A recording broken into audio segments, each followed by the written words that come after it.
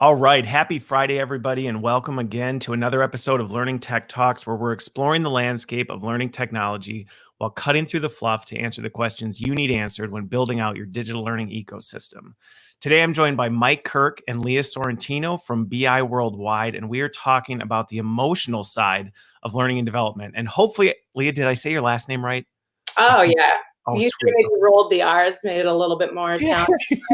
You're good. Okay, well, I thought I had Mike's name right, but I wanted Yeah, to just like James T. We're good. Yeah, okay. For those of you joining us, be sure to give us a thumbs up, tag in somebody who'd benefit from the conversation. But before we get into it, all right, this week's question, and you've had a few minutes to think about it, is if you were singing karaoke, or if you, and a karaoke, depending on how you want to pronounce it, but if you were to, what song would you pick and why? So, Mike, let's start with you. What would you be belting out? Sure. So I hate to say I could sing the entire soundtrack of Les Mis,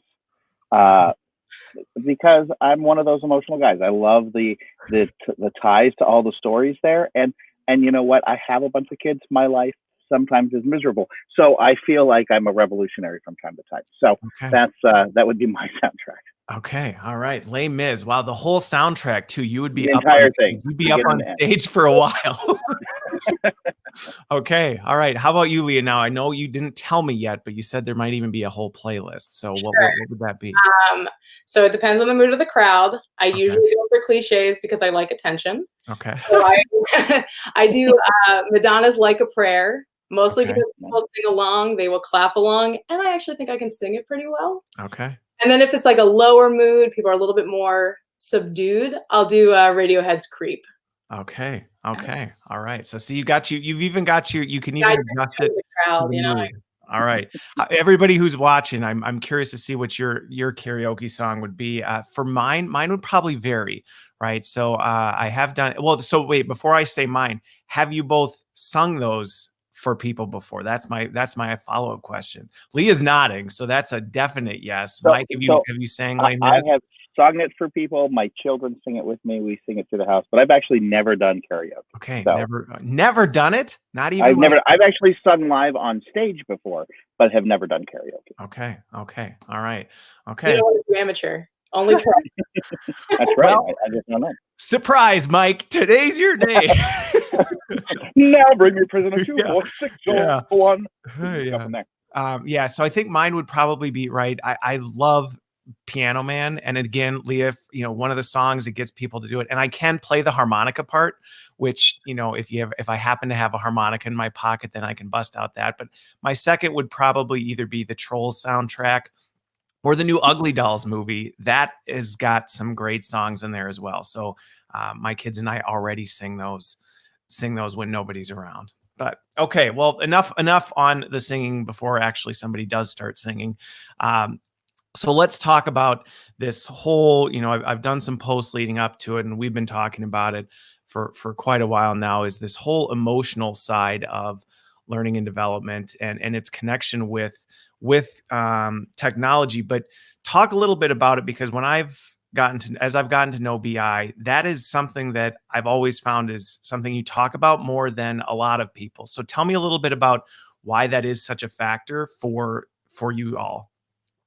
Well, our company has been always grounded in the idea of behavioral economics, and we really focus on the concept of know, feel, do, which when you break that down, the concept of know, every learning company out there in the world focuses on transfer of knowledge, right? I'm going to give this to you in the most educationally appropriate way that you're going to digest it, right? But we all know that in the business world, it needs to be much more than what we know. The act of understanding and being able to incorporate that into our lives in a way to actually create action is a big difference. So we always say that we're not trying to just become well-educated and competent, but we're trying to build advocates, right? So I often use the example, I know that I shouldn't donuts that morning, right? Probably not good for me, but I don't have the emotional buy-in to actually change my behavior. Pretty common, right? Our goal is to create advocates of people. So I have an Apple phone. I have an Apple computer. I'm wearing my AirPod Pros right now. I'm a huge Apple advocate. Why? because I've bought into the story that they do. And what we try to do at BI is really focus on how we take people's businesses and help their employees buy into the stories that matter to them so that they can see their own progression in their careers and help build and develop the companies. So it's a very fundamental way that we look at things, and we really drive that through behavioral economics, through the science of that. Leah is great when it comes to the gamification and the thought processes. So I'll give some time here to Leah, but that's kind of where we come from. Okay. Yeah, I'm to kind of piggyback off of that, like the emotional side of people is what really gets them to buy into an idea. It gets them to motivate and understand how the systems that they're participating in apply to them and are intrinsic to who they are. That is resonant in behavioral economics, and it's also how we participate in life. So in addition to the work that I do with BIW, I'm an artist. So I know how important it is to have an emotional connection. And that's the same thing that we have to think about when deploying technology, and especially in a learning journey. We learn through emotion. If you think about how you grow up and everything that you remember from middle school and elementary school and high school, like you remember the emotional things that you felt when learning those materials. So applying that into the business sense, like it, just because you're now in a business world learning something does not mean that you are now separated from like how you participate in life.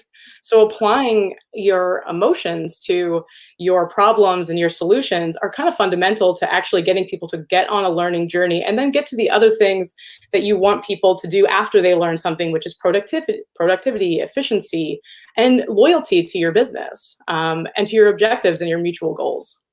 Yeah. Well, and I've seen this evolve, I think, over, I've been in this space for a long time, and I've seen this evolve over time. I don't think, I would say in some ways it's becoming maybe more socially acceptable. I don't know. Have you seen a change in companies' acceptance of this? Because I know I've always been a big advocate that we need to consider people as people and what are the emotional connections they're going through, because it does have a huge impact. And learning, just like feelings, is happening in the brain. So if you think they're not connected, right, it's just completely inaccurate. So have you seen, as you've been working with organizations, that there is more of an acceptance that we do need to prioritize this? Absolutely. So, in a lot of our clients, and one client in particular that I'm thinking of off the top of my head, is a retail client in which they sell kind of high-end products to their clients, and they have realized that the way to talk about learning is they actually, instead of having us work just directly with their learning group, we work with their customer engagement group of what it is, what is the customer experience about, because they realize that for people to talk about their products, for people to advocate for their products, they have, and to improve that customer experience, then the employees really have to be excited about what they're doing. And you can't get excited by just transfer of knowledge. Again, you have to find that advocacy of excitement about what you're learning and what you're talking about. And that's really where we focus a lot of our energy, is how do we get people inspired about what they do? Yeah, I would agree. I've definitely seen it honestly across every industry that there's becoming a more focus on putting the people before the process and understanding what people need to actually become engaged and excited about what they're doing. I think that you can even see this shift in terms of generationally. I think that you look at millennials, Gen Z, Gen Alpha, there is a bigger understanding that community and camaraderie and inclusion are much more important to those audiences. And we are seeing a shift in that the systems have to start to develop those same type of social constructs that are motivating that audience in a digital space. So can we create more collaboration? Can we create more community? And that means that you have to take emotion to actually build the foundations of those things. So I don't see any industry kind of shying away from it. I think what you run into a little bit more is understanding how the technology has to be in partnership with those objectives.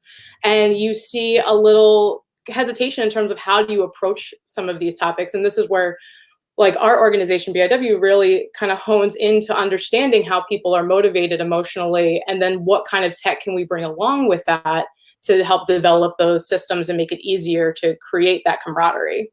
Okay. Yeah. So I I mean, wanted, oh, go ahead. Go ahead, Mike. yeah, I mean, I was just gonna say, 5 years ago when I got in here and we talked about bringing social into the learning space, it was a big taboo. People are like, "Oh, what would people say? How would people do that?"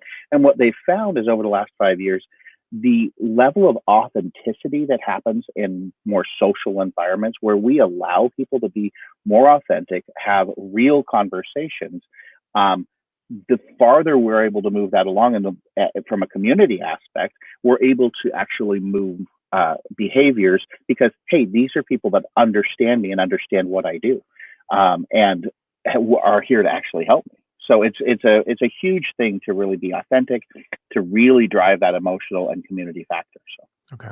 Well, and what I was going to jump in on, Leah, is a point you brought up, and I've seen the generational thing comes up a lot when we talk about this, and the impact that these new generations have brought in.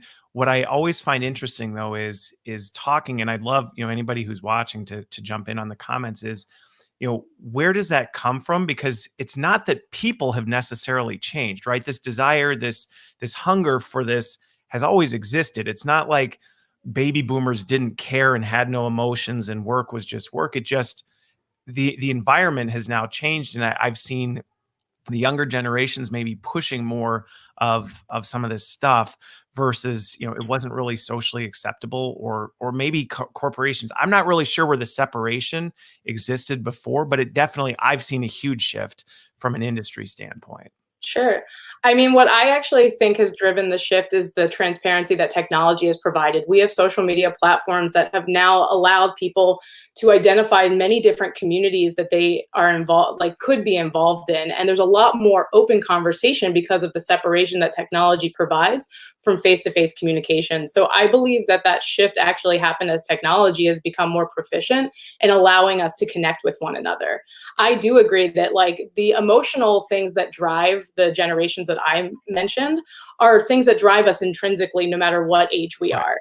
But I think the adaptability, being a digital native, things like that, that have those tools that were inherently created to generate community, have created a different dialect between the generations. And I see in like most of our programs, I get asked the question all the time, are younger people only going to respond to gamification programs, for example? And it's across the board that it motivates every employee participant in some way or another, because what we're tapping into is that intrinsic motivation. We're developing it through the technology, but what we're tapping into is inherent. Yeah.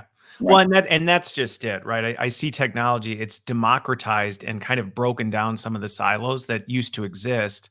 And that's, you'll hear that. I've heard it before too, Leah, where it's like, well, won't this only work for millennials? Won't only this generation tap into that? And it's like, well, no, because this is inherently a human capacity that you're tapping into. So let's talk a little bit about some of the technologies that you're seeing that are making a difference in this. So, I know you mentioned gamification. It's a buzzword, but I think there's more to it than just that. Let's tap into that one. And I'm also curious what other elements of technology you're using to tap into the emotional side. Sure. So I'll mention a little bit about the gamification piece, and then I'll hand it to Mike to talk about some of the other behavioral economic foundations that we include within our program. It's interesting when somebody says that gamification is a buzzword, since it's been around for so long, Right. and you don't really find a quality user experience anymore that doesn't incorporate some kind of gamification. I think that the word, Yep. because it includes game in it, usually has a knee-jerk reaction that makes it sound maybe not as sophisticated as it is. But I would put all my chips on, if you're participating in LinkedIn or Duolingo or any of these systems, there's some kind of gamification at this point. And we use those game mechanics within different platforms and systems because we know that they are leveraging self-determination theory, which is leveraging this concept of our 5 intrinsic motivators. So it's really about like that whole emotional connection that we've been talking about. But gamification also leads to more enhanced user experiences that I'll let Mike speak to in terms of how we build out some of our programs and products that we use. We have a gamification engine. We're going to talk a little bit about kind of our learning platform, but it's usually gamification with something else, right? So I'll let Mike hit on Vividness and all of that other fun stuff. Well, and what you hit on though, that I think when we talk about the buzz in L&D around gamification, I think it was it went through a phase where it was grossly misunderstood, it was grossly overused and inappropriately used, and without really any Yep. sort of thought. It was just kind of, hey, if we add gamification to things, it'll just make it work, and it just was kind of mindlessly thrown at things. And that's not how to use it to the best of its ability. Yeah. Completely agree. Um, Yeah, I mean, go ahead. Yeah. Go ahead, Leah. You jump in because then we'll turn it over to Mike. Yeah, to hit on that, I do think that there was a lot of missteps when gamification started rolling out, because I think a lot of people who don't understand technology sometimes look for quick fixes to kind of Yep. make problems. And what the real problem is that people were looking for, especially in learning journeys, something that was more personalized, that created autonomy, that showed some kind of sense of mastery and pride in their work. And those are things that game mechanics tap into. But if you just throw out badges, or you just have a leaderboard with no context, no additional rhyme or reason of how all of those game mechanics apply to a goal and to that specific person's objectives, then you did see a ton of programs fall short. And that's what was kind of so exciting about joining the BIW family, is that there is a lot more purpose that can be driven with personalization, with creating a user experience that puts the user first and their emotional needs first. Yeah. Well, the quick fix, right? It's like the promise of, hey, take this pill and you'll lose 20 pounds. Like, well, that doesn't work. Just like, hey, Right. throw gamification at this learning and all your users will suddenly learn and be excited to learn. That's just not the way it happens. So, Mike, yeah, what were you going to add to this one?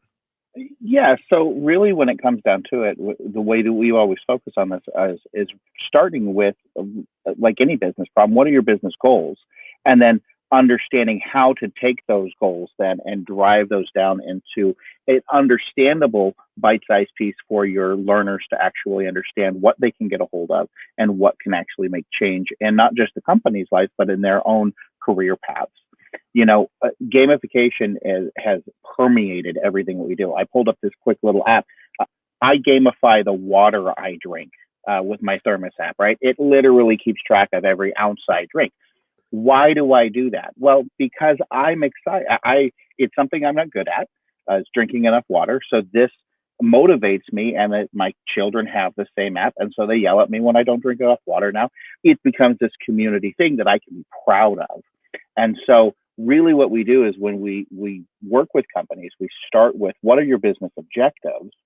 In this case, mine was to drink more water, right? What are your objectives? And then we drive all of the missions, all of the thought process around delivering something that's not going to just be a game and hey, I want a badge, but wow, I've accomplished something that's better for me and my career, and moving me along a path that learning can do for you. So it's really taking the time to focus what those ideas, what those gamification mechanics need to drive to actually deliver results for not only the company, but for the individual. Again, it's all about personalization. Yeah. Well, one of the things you said there, and I want to dig into this a little bit, is kind of not necessarily a misstep, but I think a step in gamification that maybe wasn't, that you talked about there, that I think is important.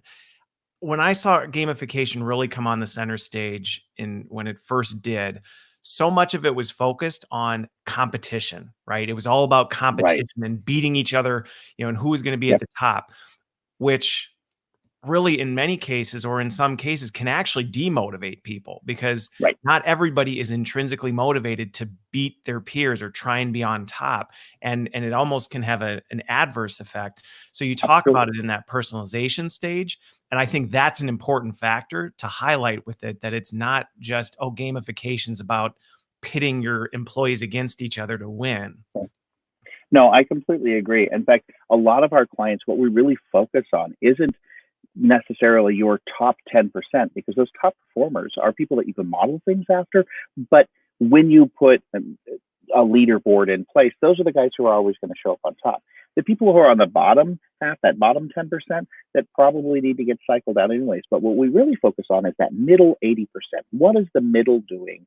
And how do we help drive them to show up tomorrow and continue to work on what will make them better incrementally, Sometimes you can do that through leaderboards that focus on just around their own peers and who they are competing with. But more importantly, you focus that around what is it that you need to learn that will focus your attention better and make you feel more confident and competent at your job. Because let's be honest, nobody wants to suck at their job. They just don't. People don't like to show up and not feel like they know what they're doing, right? And we've seen this in companies around the world where people show up and they're like, I don't have a whole lot of confidence that I'm doing this the right way. If we can help motivate that and change that, all of a sudden we start building this concept called idiosyncratic fit. It's a behavioral economics term, which means that I feel like I have a unique place in this job that does something for, applies something different than anyone else has the ability to do. I feel like I'm an important cog to this machine. And when people start feeling that, you get not only motivation to do their job better, but you have people who are more connected to their companies and who are willing to advocate for their place in this world and whatever their business is. So it's really important to focus around those types of things. Yeah, I would say that I definitely see a lot of people when they think about gamification and don't always necessarily be as sensitive when they're adding it, especially to a learning journey, because there is a lot of drive to what we understand about games, which can be competitive, punitive, winners, losers, but that's not what gamification is, right? And that's not what a learning journey is. It's evergreen. You're continuously growing. So thinking about how to use those techniques to more create the transparency of how can I perform the best for my ability, for my career, for my job? How can I have a mission that leads me to what is the best thing for me to do next? And how can I gain mastery and then share that with the community? Or even thinking about how does my contribution within these programs really drive to helping everybody and not just myself, that social aspect. So instead of thinking about being competitive, using the program to drive collaboration, especially in something as sensitive as learning, right? Nobody wants to be shouted out into a community that they're not good at learning something. That's completely demotivating. It's like sometimes people use gamification as like a digital form of a dunce cap, right? That has been proven to not work. So it's one of the things that Mike said is about really focusing on the goal. And I think one of the traps that kind of comes into technology and especially gamification in general is thinking about gamifying a platform versus gamifying a goal. Gamifying a platform is not going to create an emotional connection, right? The person is not seeing themselves in that platform. Gamifying a goal allows people to understand and honestly create a connective tissue to everything that happens even outside of a learning management system, right? This is where you can start tethering, what is that learning journey actually being applied to within the other parts of a job or another system that I'm participating in. Starting to think much more holistically that learning isn't just about the onboarding or learning a new skill, but it's about performing and being a better person, being a better you within your organization or even outside of it. Okay. Yeah. Well, and that is such a personal piece, right? I mean, and somebody brought it up in the comments about earlier we were talking about the generational nature of different motivators and things like that, and that's where you do have to think more holistically about how are we using these elements to meet our audience where they are versus make broadband assumptions that, well, let's just do this or let's approach it this way because that will work for everyone. What were you going to say, Mike? I think on top of all of that, I think it's also good to make sure that your systems celebrate success. So not only do we help make this a personalized experience so that I feel like, hey, I've gotten to my certification, I've gotten to XYZ, but then on top of that, to take that and try to elevate those accomplishments opposed to that leaderboard punitive approach of I'm 22nd on the leaderboard, right? So taking those opportunities to celebrate people's success, I think, is another good way to take gamification and really elevate people are doing, what are succeeding in, and making it a positive experience for everyone who's involved. So we've dug into gamification. Are there any other components that you want to dig into? I know, one of the things we talked about was being able to highlight and showcase some of this stuff and talk a little bit more in context, but any other ones we want to dig into, that you're really focused on at BIW? So from a creative standpoint, where I always focus a lot of my energy is this concept of vividness, right? Making something that emulates the brand, emulates that story in a way that allows me to feel like I'm connected to it. All too often, learning management platforms and systems are one size fit all, very dry. They are file organization systems, and they don't drive to a personal solution for me. It's here's the stack of homework that I have for you. So what we really try to focus around with our learning experiences is this idea that we can create a world that matches your marketing world, that matches the stories that you tell both internally and externally, so that as I dive into that as a user, both from a learning standpoint and from the experience itself, that it feels like an elevated experience. It feels like I'm part of something bigger. And it seems like a subtle thing to say, hey, this looks and feels like me beyond just having a logo up in the right corner that says my company name, right? But people become intrinsically involved where they say, wow, this is something that's important to my company. My company has valued this enough. They value this the same way they value our products. They're valuing me and the experience that I have in my learning journey as much as they do everything else. And then all of a sudden I start to buy in. And as I then really explore the products, really explore that experience, now all of a sudden I have this intrinsic motivation, this vividness that makes me want to continue to come back and see the new things and grow my place in that company. Does that make sense? Yeah. No, well, and I think from a creative side, that's sometimes misunderstood, right? When we talk about the importance of, I've always been a big advocate of the intentionality behind branding and having a key message that comes through the creative elements of it, because it does create that connection. I think sometimes it's just seen as, oh, you're making it look pretty. Well, no. And if that's all you're Right. trying to do with something is just say, hey, can you make this look pretty? It's not going to have that same impact as if you're really investing in creating some intentionality behind the creative elements and the design that, as you said, makes people feel connected to something and invested in, just even through that. Right. Right. We've been doing this in the marketing world for 100 years, right? I can say somebody says McDonald's or any other tagline in which that I'm connected to brands that I care about. If I said just do it, you know who I'm talking about, right? There are a ton of those things that we do from a campaign standpoint, and a marketing standpoint, where we really create this community that people involuntarily want to be a part of. They go, wow, I want to be one of those guys who just does it, right? That's the story I want to tell. Well, when we can do that with our learning and say, hey, look, we can change the outcomes of your sales at the end of the day, or we can change the way that you talk to customers on, from a call center, so that you can feel more empowered to help support them. All of a sudden, there are reasons. There's that what's in it for me that people can start to connect to. And if you can build those campaigns, if you can build your learning around a real thought process that way, you're going to drive more usership and, more importantly, more acceptance and really in connectedness to the overall outcomes of what that learning was meant for.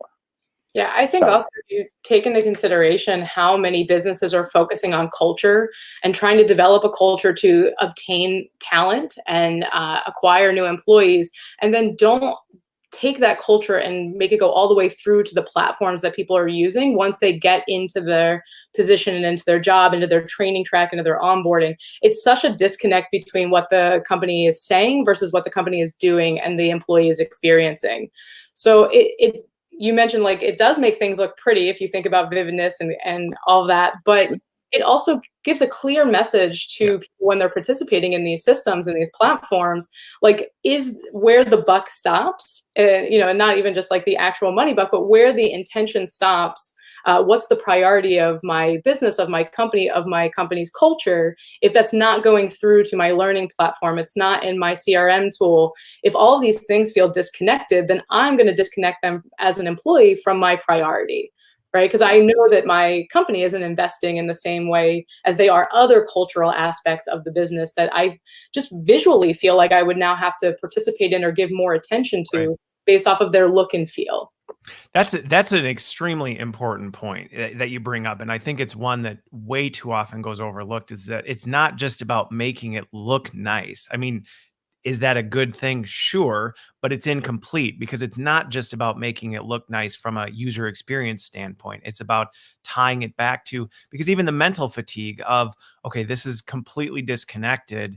It makes it harder to feel like everything's brought together in the message that sends. I think one of the things that, on the inside side as a practitioner that we can do that we maybe sometimes struggle with is one, you operate in silos, right? You're operating in your silo, your head's down, you're not thinking about the bigger picture. You're so caught up in the day-to-day activity.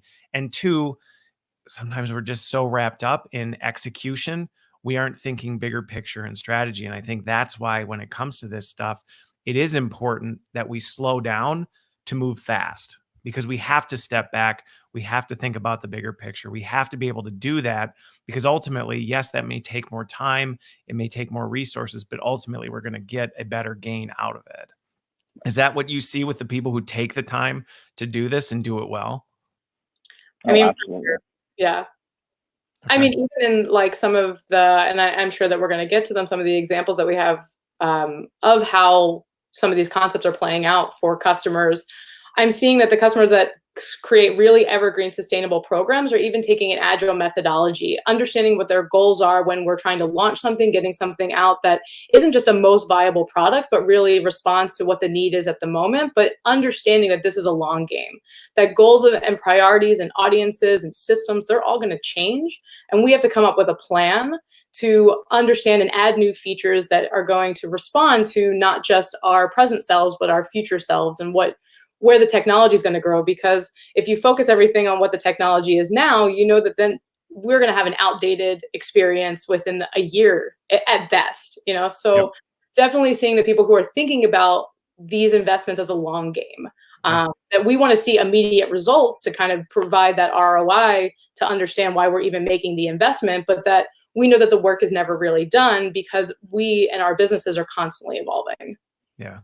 Well, and that's I think one of the biggest messages that we can send is that this is a never-ending journey. There is no like destination you arrive to. It's going to be a continual journey that you're on, and that's just part of the game with this. And now, granted, I don't think that's new. I think technology is just changing the way that we execute that. So on this one, when because like I said, a lot of organizations I know struggle with even thinking and operating this way. This isn't inherently, there's all sorts of stuff about, L&D needing to operate more like marketing. And while I think that statement gets grossly, overused and it's used in the wrong context, I think what we're talking about is one of those elements from marketing that we can think more intentionally about. How do you help organizations that maybe struggle with that? How do you help them along on that journey? Because that can be a big shift for people who maybe have just been in execution mode of we create stuff, we push it out, we create stuff, we push it out, and now we're saying stop, think about this holistically and be very strategic about how you're doing it, in each channel. So at BI, one of the ways that we really break that down is we actually just look at the results, right? We look at what are the overall barriers for our employees. What are we doing now? What's working? What's not working? But more importantly, we go out and we actually do interviews with those employees and say, what is it about your training that is working for you? What is growing and exciting you? What is, and we dive down into the deep details of what works and what doesn't work. And when we start to do that, we start to see barriers that are usually emotional barriers. You know what? I don't have the time, and I'm afraid my boss is going to get mad if I spend too much more time on my learning. I don't find the value in this for my career because I should be out there knocking on doors. I don't see X, Y, Z. And when you start to break that down, then you can start to say, okay, now let's approach instead of, hey, I need to create 10 more learning modules, but I need to create a path for this person to find value in taking 3 modules that will actually change their behavior. And when you can start to do that, you start to focus and blueprint out what is it that is the emotional factors that are slowing people down and making people disengage. You can then, just like in a marketing campaign, focus on what matters and get people moving in the right direction. And there's a lot of different mechanisms that you do, you can use to help solve those problems. But the first things first is to really understand what are those things that are stopping people from acting the way that we want them to do. And that holds true from call centers to pharma reps to everywhere in between, because there's a lot of different needs for each of those groups. Yeah. Well, and for as long as I can remember, one of the people a lot of times, and they say this not just for corporate L&D, right? People say people throw it out in a lot of ways. I don't have time for that. I don't have time. Right. We all have the same 24 hours in a day. And my perspective is, if you always have time for things that are important to you. It's just, exactly. If you don't see things are important, and I think that's a message that we can take in L&D is, if people are telling us they don't have time for the things we're doing they're telling us what you're offering isn't a priority enough for us to dedicate time to it. And that's sometimes a hard message to receive, but it's one that I think we need to receive and say, well, then how do we create things that you do prioritize, that you do spend time on, because what we're doing isn't working. Yeah, exactly. I mentioned this like a little bit earlier about thinking about learning in the whole holistic employee, role. And I think that one of the things that we try to really strive for with our customers is making the connection to what the learning is going to have an outcome on, the thing that somebody is prioritizing. So most enterprise companies are very siloed. And when you're working with a learning team, you usually are working with a certain segment of that organization. And what we really try to strive for is trying to get the other people that the learning is going to impact their business to the table. Understand it's kind of interesting having me and Mike here. Mike works a lot on the front end. I'm the back end strategist, right? So thinking about what is the connective tissue of the technologies that we can be bringing together to enhance that kind of learning experience to what happens after the learning is done.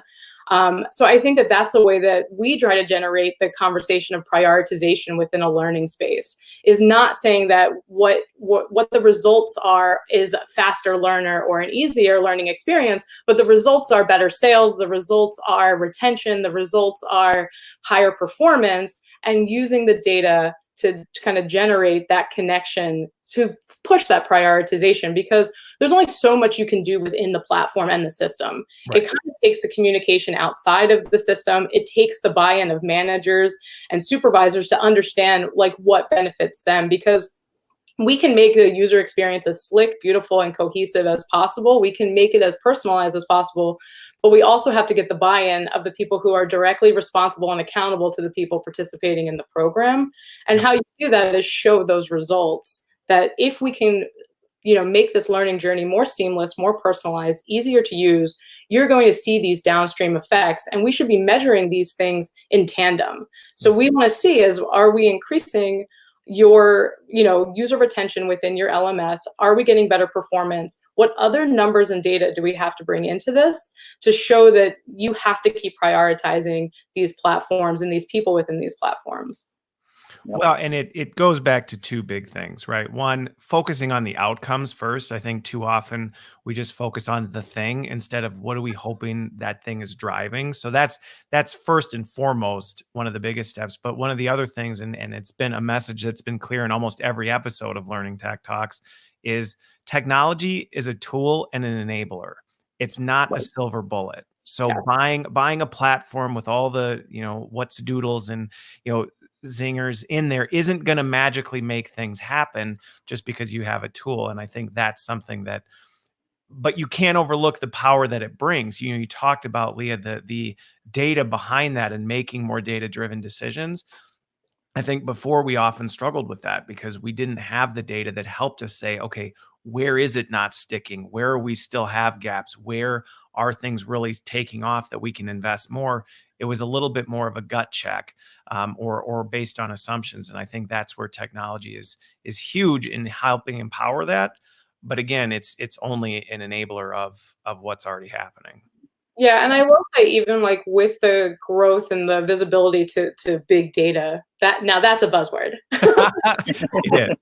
Yeah, I mean, like if you're not coming and approaching that data with a set of ideology, and to like kind of harp back on what Mike said, like BIW approaches our customers with the concepts of behavioral economics. the data helps inform that we are making decisions that are clearly working in terms of that emotional connection, but you do have to apply an ideology and a set of rules to how you want and think people are going to be participating, and then using the data to create optimizations or prove out success. Like the data in and of itself will give you a lot of visibility into what's happening, but if you're not applying some kind of ideology or emotion to that data, we generate data all the time. It won't matter. Right. We always say around here, when it comes to data, and I hear people all the time, well, what kind of reports am I going to get out of this? I want to be able to have this report that, it's a mile long and I can show it to my boss. That's great. What I care about is, what questions are you trying to answer with that report, with this data? Because then I can set up systems that say, okay, I'm going to track X, Y, and Z. Here are the factors that matter to that actual. So even when it comes to big data, it's like, how do we ask the right questions to get the data that we're actually looking for? Yep. And sometimes that's not just that I opened it up. I have one client who did compliance training, and they love their numbers at the end of the year because they said, hey, we always have 98.7% or higher completion rate. But they didn't look at the fact that they forced everyone to take compliance. And if you hadn't taken it in the 30 days, guess what? Your computer got shut off. So guess what? People were taking it. They were using a metric that was a little false because everybody had to take it. But what they weren't looking at was, what are people doing with the information once they've taken it? How many people are actually engaged, or how many people are just clicking as fast as they can to get through this darn thing, right? Those factors, how long you're spending, what you're spending, all of those things that you're actually trying to drive to is what that data can then support to help drive those behaviors. And that's where data matters, is asking those right questions.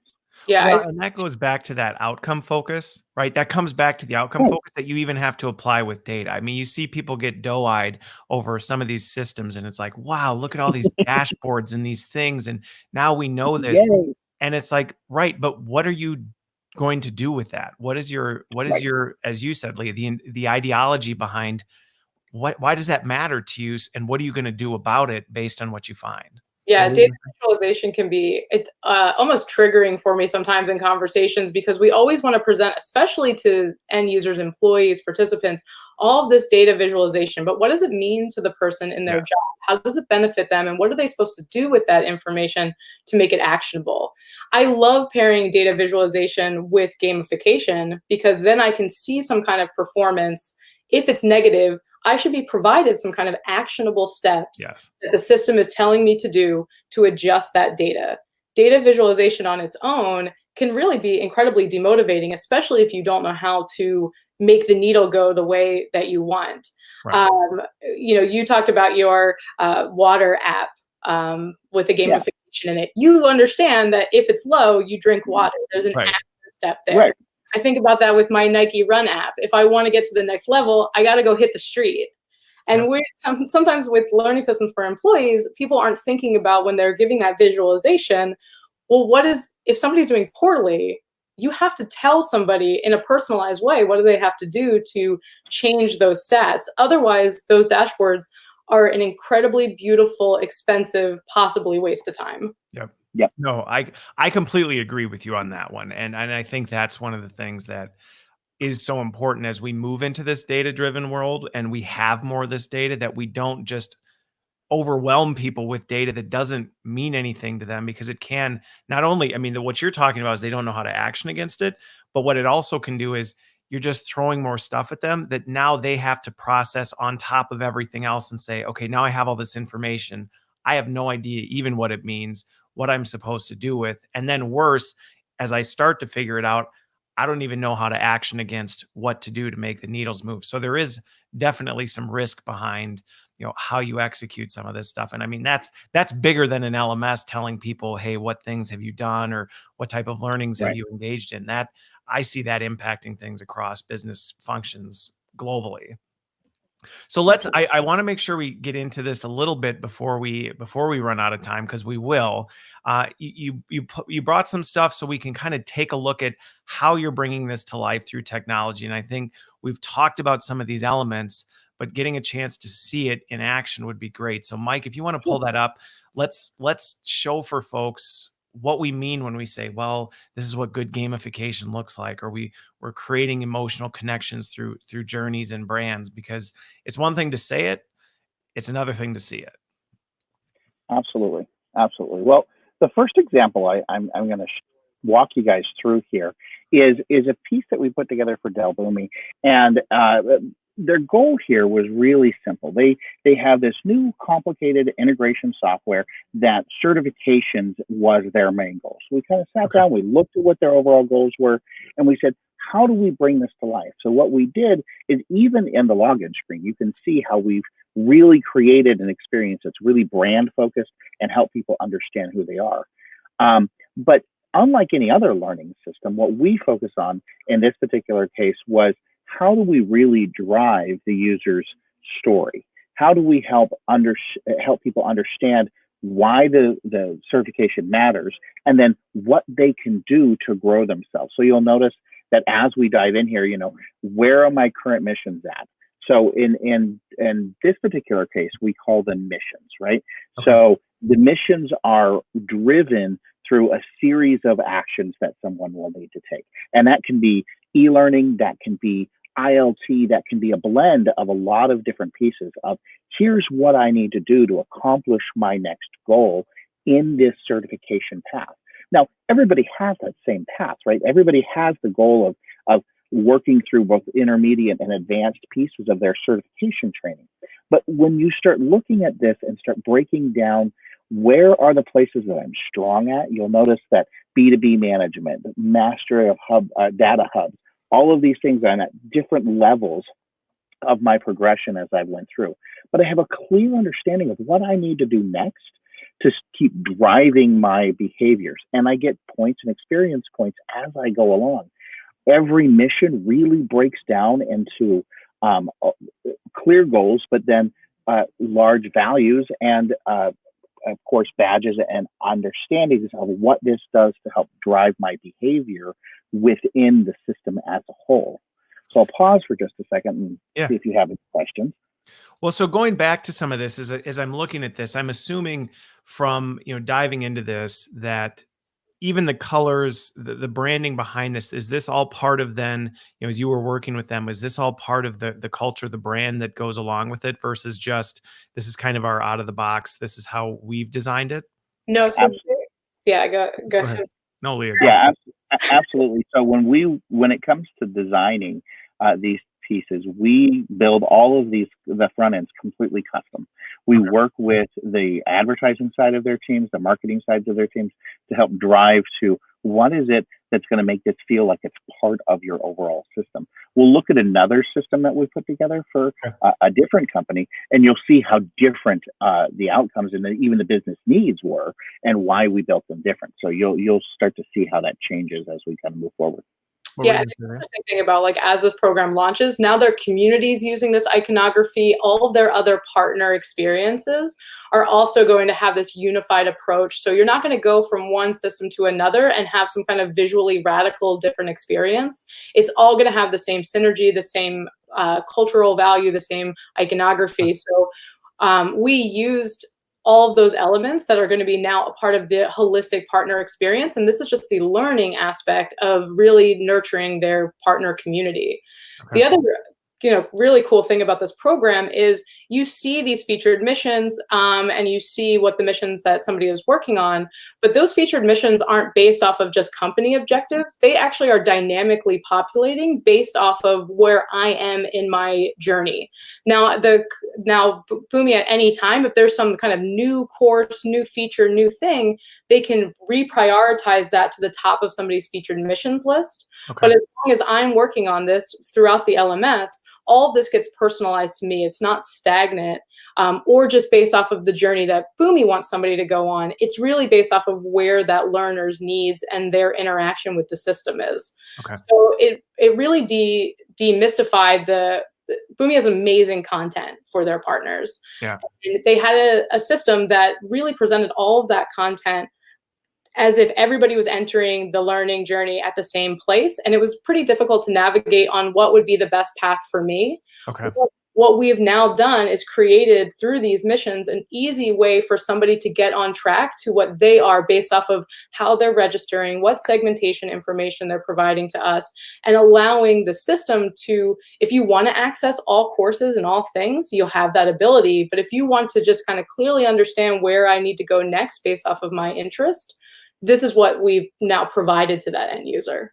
Okay. So the personalization nature of it is really coming into play by, you as a user are coming in and we have information about you as a user, and based on that information, yes, you still have access. We've democratized what's there, but rather than just leave you to figure it out, we're personalizing that journey to help you understand what's important for you and what things you may want to consider first. Yeah, so if you think about Mike mentioned about, do I have the time to do this? We're trying to give people some time, right? Yeah. Like taking out that guesswork and making it more efficient and easier and transparent. Okay. Well, and one of the things, so you talked about the totally custom front end nature of this. And one of the things that for me that can sometimes incite a reaction is, depending on that can be a dangerous play, right? Because going back to and I've seen this go south more times than I can count, where it's, oh, we're going to completely personalize this or customize this for our little silo, right? We're going to personalize and customize this look and feel around the brand, the personalization of our silo, instead of saying, no, we're going to customize this, but we're going to customize this to fit in with the broader strategy and make it feel like part of the enterprise strategy. That's doing it, I think, in a good way. Doing it in we're going to create our own little custom solution that looks completely different from everything else, but we really like it, is where it can actually create more problems than it solves. Well, absolutely. So you want to go ahead. Go, Leah. I wanted to talk about the behind the scenes tech of how we can sprawl across multiple systems. So one of the things that we are using with, this is our Lex platform and our Nitro platform, kind of bringing this to life, is taking the ability of a SaaS product, which is Nitro, being able to build upon APIs that exist, but then can also be included into other systems. So the front end, and I'll let Mike talk about that, is customized, personalized based off of that branding, but the back end can actually have a connective tissue to other technology platforms. Okay. So not really thinking about this from an infrastructure standpoint in a silo, but making sure that the experience reflects the business unit who needs this to come to life and to fruition. I'll let you talk about the front end a little bit, Mike. Well, yeah, and just to add to the back end piece of this, not only does this work from a front end and integrate with Nitro and kind of those systems, but it also ties directly to their LMS. We're still a believer that you need to have a single source of truth. And this actually feeds directly all of the courses. Every course that is taken from this is actually launched inside from the LMS through those same APIs. So that tight integration to having still kind of an enterprise solution that still works with all of the rest of your enterprise solutions is a really important piece to this. And then on the front end side of this, again, trying to look at what are your current goals from a marketing standpoint, and the way that you tell your story, and the way that you are excited about your brand and your product. How do we take that energy and help drive the learning experience to really focus that type of an experience, so that this feels like part of that same family, and not just kind of the learning that I have to take, but instead, this is a way to enrich my job so that I can talk about my products better. Yeah. Well, and this feeds into what we've been talking about, where technology can be an enabler of this, right? Versus just another tool that you're adding to the stack. It's more of a way of bringing this together with the intentionality of making it feel personal, connecting it to real goals, real things that are important to you, and making it feel like it's part of, the bigger mission, I guess you will, of the organization, so that you feel like you're tied to something more meaningful. Absolutely. Okay. So let's keep going here, because I know there was another one. Yeah, absolutely. So the other example we brought to you is actually from a nursing community that actually worked nationwide and actually had their biggest problem when it came to learning was actually the fact that they felt so isolated. So in some places they had single nurses in small towns, and in other places they had sections of a hospital, but they didn't feel like they were connected. And they had people who were leaving the organization, not because they didn't have opportunities, but because they couldn't see them. They couldn't see that there were other people that were, nocturnal nurses that were staying up all night. And so they said, how can we drive that behavior differently? And we said, well, first we need to build a community. And so what we did is their landing page is really a community-like experience, very much like a Facebook or any other social platform, in which they can elevate ideas and things that are happening for the week, where they can elevate and recognize users for completing certain types of training or certification, and continue to challenge them to see new things and have a voice. They can reach out and actually connect to other people, other nurses in their network that are like them, so that they can ask them questions, so they can reach out and actually meet with them. But then when we started this, we said, okay, let's build it here, but then let's talk about how you can take this then and move it to a career pathing system that allows this to be a personalized experience. This started to move us into that path where it became authentic, right? Okay. Where we had individuals posting on a regular basis. And we said, let's take that to your career exploration. So as they drove into an exploration of any of the possible jobs that they had in the organization, we worked with their employees to say, hey, what is the experience like for each of these jobs? So instead of, hey, do you want to become a manager or a nocturnal nurse, we said, what does a day in the life look like? And we actually got personalized interviews from every one of these job types so that people could explain what their day was like. And then we gave them the tools to say, and if this is something that seems like it would fit for you, here's a learning path to help drive to that experience. Okay. So here are the steps that you can take to get there. So a much different way of looking at what learning pathing could be, because it's, again, personalized. What am I interested in, and what can I drive to? Well, what's interesting about this that I think is unique and that I like about kind of this approach to things is, right, upskilling, reskilling, this whole the new jobs thing is kind of taking the industry by storm and corporations by storm. And I see in many cases, everyone's still trying to tackle it from a very non-personal way. It's just like, well, these are skills and you need these skills and you have to do this, but it's not telling the important story of, well, what does that lead to? What do these jobs look like? Is this something I'm interested in? To give that intrinsic motivation to find out more about, well, why do I want to engage in these new skills? Instead, it's just taking more the approach of, you used to be like this, now you need to do this. Here's the stuff you need to do to gain this skill. And when you do it that way, it's not terribly motivating, to be honest with you, versus this feels more like, wow, I want to be like, whoever this person is, because that person I now have a connection with, and that's something I can see myself doing. Exactly. One of the ways that we add to that is it's important for people to be able to see their future wherever they're at in their career, to be able to see, where can I be in 5 years? So one of the things that we added to each one of these career journeys or paths is a clear understanding of what people had been doing for their career. So this particular path, this person had started in the emergency department and then went to ICU and then went to acute RN and then went to a pathway case manager. So understanding the history of that and where people were at in the organization and how they grew starts to create this idea that, oh gosh, there is longevity here for me. I'm not just doing this job. I have the opportunity to move from place to place and grow myself in my career. And it's really laid out with someone who you can actually reach out and talk to and be connected to. Again, it's about authenticity when it comes down to it. Okay. Well, and this goes back to something, Leah, you had mentioned, much earlier on, where the technology is really what it's doing is it's demystifying a lot of this stuff and giving people connections to things that before were locked in people's heads, or it was locked in, some place that you didn't have access to, where now you can see, hey, this is a job. The example you gave, right? This is a job role. This is a real person who's in that job role. This is the career path they've been on to get there, which then allows you to build that emotional connection to, I can see myself being that person. And now I have an intrinsic motivation to want to go down that path, instead of being told it's 2020, technology's coming, you need to upskill in this area because you have to, or go the way of the dinosaurs. Like, that's not a very exciting story versus the other way around.